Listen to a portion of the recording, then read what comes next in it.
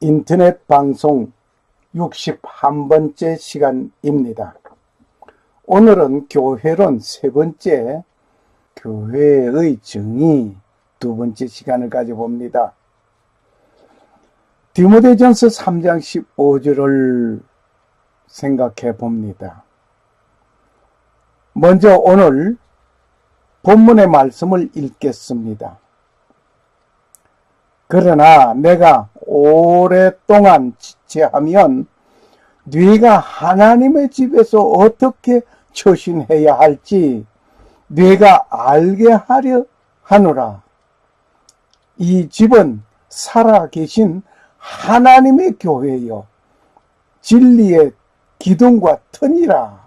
디모데전서 3장 15절 말씀입니다. 이 집은 살아계신 하나님의 교회요 진리의 기둥과 튼이라는 디모데전서 3장 15절 말씀을 봤습니다. 교회라고 할 때 가르치고 배우기 위하여 모인 무리가 일정한 장소를 구별하여 놓고 일정한 시간에 모이는 곳이 교회당이라고 합니다. 이미 지난 시간에 말씀을 드린 부분입니다. 그 모인 무리가 성별되게 구별되어 하나님께서 뽑아 모았다면 그 무리가 교회입니다. 그러한 교회는 살아계신 하나님의 교회입니다. 살아계신 하나님께서 성별되게 따로 뽑아 모아놓은 무리가 모여서 배우고 그곳에서 하나님을 배우고 그곳에서 하나님을 섬기는 것을 배우고 하나님을 찬양하는 일이 되는 곳이 어디가 되든지 건물일 수 있습니다. 때로는 야외 들판일 수도 있습니다. 바다 위에 떠 있는 배일 수도 있습니다. 심지어 박해를 받아 투옥에 된 감옥일 수도 있습니다. 여행 중에 자동차일 수도 있습니다. 직장인이 근무하는 근로 현장일 수도 있습니다. 두세 사람이 예수님의 이름으로 모인 곳은 예수님께서 그 가운데 계신다고 하셨습니다. 두세 사람이 내 이름으로 모인 곳에는 나도 그들 중에 있느니라. 마태복음 1장 20절 말씀이었습니다. 이러한 장소에는 사람이 모이고 있습니다. 이러한 장소에는 사람들이 조직하고 있습니다. 그러한 장소에는 사람의 힘으로 성장하고 있습니다. 이러한 장소에는 사람의 냄새가 풍겨지기도 합니다. 이러한 장소에는 사람이 주인같이 느껴지고 있습니다. 그러나 실상은 하나님께서 모든 일을 하십니다.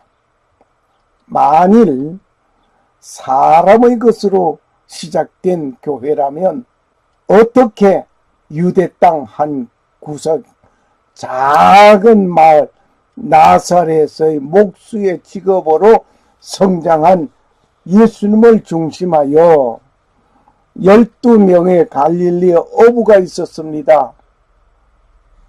그리고 그 속에는 세무원 등의 작은 모임의 집단이 어떻게 원수들을 이기고 지금까지 성장하여 온 모습, 온 세계에 예수 그리스도의 사상이 가득할 수가 있겠습니까?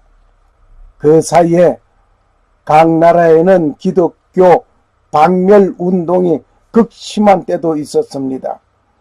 분명한 것은 살아계신 하나님의 큰 뜻이 있어 역사하신 것입니다. 교회를 지켜주는 군대가 없습니다.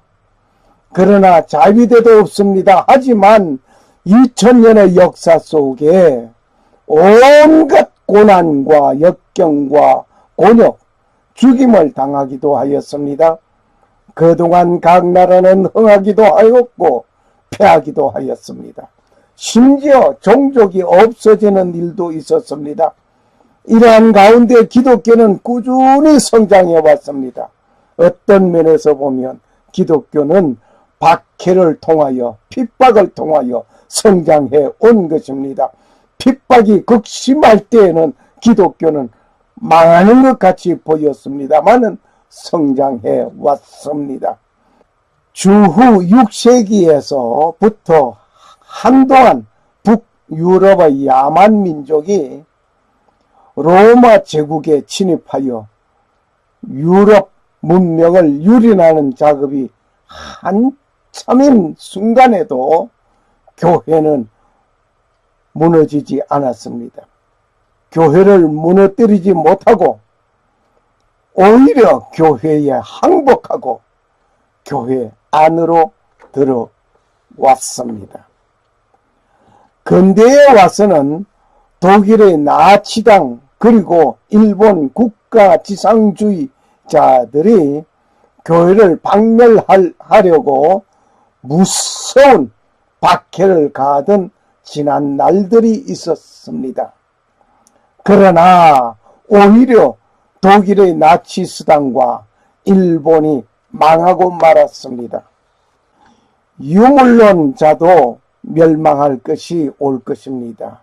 동성애 문제로 기독교가 힘든 순간의 현 주소를 가지고 있습니다.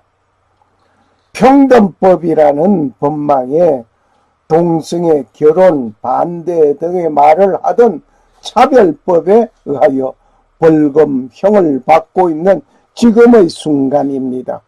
멀지 않은 그날은 나치사당이나 일본 국가지상주의가 망하듯이 망하는 날이 있게 될 것입니다. 그 이유는 교회가 죽은 것이 아니고 살아있기 때문입니다. 살아계신 하나님의 교회이기 때문입니다. 살아 역사하시는 예수님이 함께 하시기 때문입니다. 죽은 사자보다 살아있는 강아지가 활동하는 것입니다. 살아계시는 하나님께서 역사하시고 일하시고 활동하시기 때문입니다. 곧 교회는 살아 역사하시는 하나님의 교회이기 때문입니다. 그 증거로는 지금까지 2000년의 역사 속에서 교회사를 보면 그 증거가 확실하게 보여집니다. 예수님과 함께하는 나의 삶. 교회를 핍박하고 잔해하려는 자는 가시체를 뒷발질하는 어리석은 행위입니다.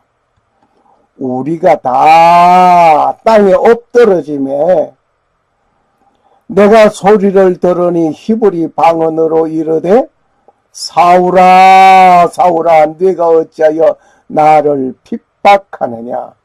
가시체를 뒷발질하기가 네게 고생이니라. 사도행전 26장 14절 말씀입니다. 사울이 기독교인들을 잡아오게 가두고 예루살렘으로 끌고 오기 위하여 다메섹으로 가는 도중에 예수님께서 빛 가운데 나타나셨습니다. 하나님은 어떠한 방법이든지 자기의 백성을 돌아보아 주십니다. 하나님을 섬기는 자들이 핍박을 받아 고통 속에서 죽어가고 사자들의 밥이 되어 가도 멸절되지 아니하고 오히려 그 핍박과 학대를 받으면서 기독교는 성장해 왔습니다. 그러므로 교회를 핍박하는 일은 가시체를 뒷발질하는 격이 되어 자신의 고통이 이루어지는 것입니다. 그 모두가 부메랑이 되어 되돌아오는 것입니다. 이제 우리가 소속한 교회는 살아계신 하나님과 만남이 되는 것입니다. 이 놀라운 사실을 우리가 주저할 필요성이 없습니다. 이제 담대하여야 합니다. 두려워하지 말라. 예수님께서 말씀하셨습니다. 여호와 그가 네 앞서 행하시며 너와 함께 하사 너를 떠나지 아니하며 버리지 아니하시리니 너는 두려워 말라 놀라지 말라. 신명기 31장 8절 말씀이었습니다. 네가 장차 받을 고난을 두려워하지 말라. 볼지어다 마귀가 장차 너희 가운데에서 몇 사람을 옥에 던져 시험을 받게 하리니 너희가 10일 동안 환난을 받으리라. 네가 죽도록 충성하라. 그리하면 내가 생명의 면류관을 네게 주리라. 요한계시록 2장 10절 말씀입니다. 환난이 있을 때에 그 환난은 기간이 정해져 있습니다. 정해져 있는 그 기간이므로 우리는 염려할 것 없이 끝까지 참고 기다려야 할 것입니다.